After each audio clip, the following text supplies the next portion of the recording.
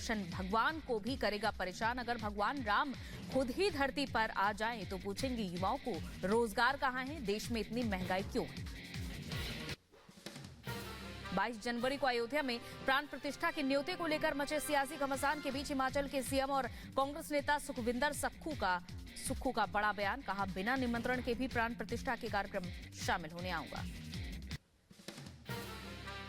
अगर उनकी तरफ से इनविटेशन आएगा नहीं आएगा तो अलग बात है, लेकिन हमारी मर्यादा पुरुषोत्तम राम के प्रति आस्था है और हम वहां जाएंगे, इसमें कोई दो राय नहीं है। यूपी के सीतापुर में बोले डिप्टी सीएम केशव प्रसाद मौर्य, सभी राम भक्त 22 जनवरी का इंतजार कर रहे हैं। प्राण प्रतिष्ठा समारोह को लोग असली राम भक्त और नकली राम भक्तों की पहचान कर सकेंगे। राम मंदिर के मुख्य पुजारी आचार्य सत्येंद्र दास का बड़ा बयान। कहा, मनुस्मृति में 4 वर्ण हैं और उनमें किसको क्या कार्य करना चाहिए इसका विभाजन है। शूद्र को सेवा करने वाला कह दिया तो इसको लेकर इतना क्यों परेशान है। मनुस्मृति है वो इस प्रकार से कि सारे वर्णों का क्या व्यवस्था होती है और वो एक प्रकार से जैसे कानून है, चारों वर्णों की जो सृष्टि हुई है और वो है उसी आधार पर वो सब मनुस्मृति बनी है। राम मंदिर को लेकर राज्यसभा सांसद प्रमोद तिवारी का बड़ा बयान।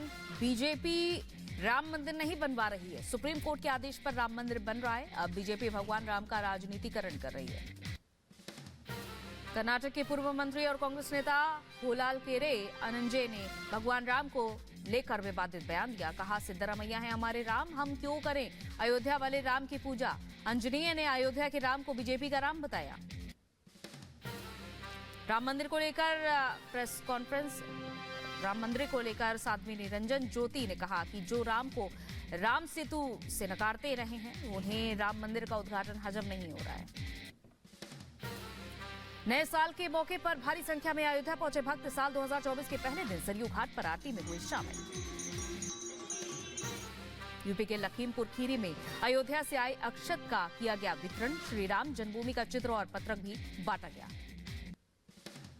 एआईएमआईएम अध्यक्ष असदुद्दीन ओवैसी का भड़काऊ बयान। रैली में कहा, नौजवान अपनी ताकत को बरकरार और मस्जिदों को आबाद रखो, कहीं हमसे मस्जिद ना छीन ली जाए।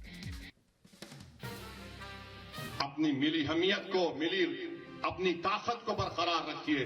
नौजवानों, मस्जिदों को आबाद रखो, कहीं ऐसा ना हो कि मस्जिदें हमसे छीन ली जाए। बीजेपी ने ओवैसी पर लगाया राजनीति करने का आरोप। कहा, ओवैसी वोट बैंक की पॉलिटिक्स के चलते लोगों से डर का माहौल करने की कोशिश कर रहे हैं। ओवैसी के भड़काऊ बयान पर बीजेपी का पलटवार। कहा, राम मंदिर में प्राण प्रतिष्ठा को सांप्रदायिक रंग दे रहे हैं ओवैसी।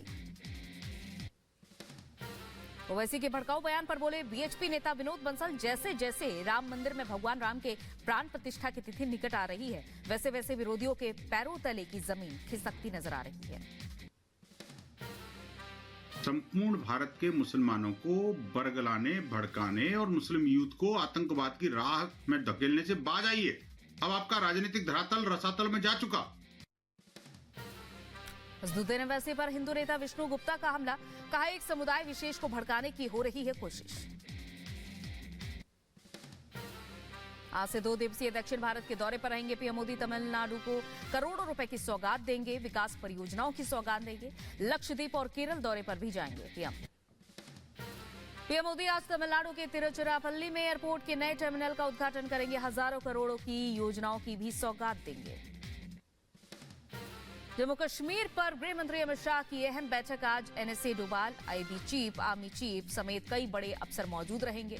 जम्मू कश्मीर की सुरक्षा पर चर्चा होगी। पटना में लालू प्रसाद के घर के बाहर आरजेडी विधायक फतेह बहादुर ने विवादित पोस्टर लगाया। पोस्टर पर लिखा, मंदिर मानसिक गुलाबी का प्रतीक।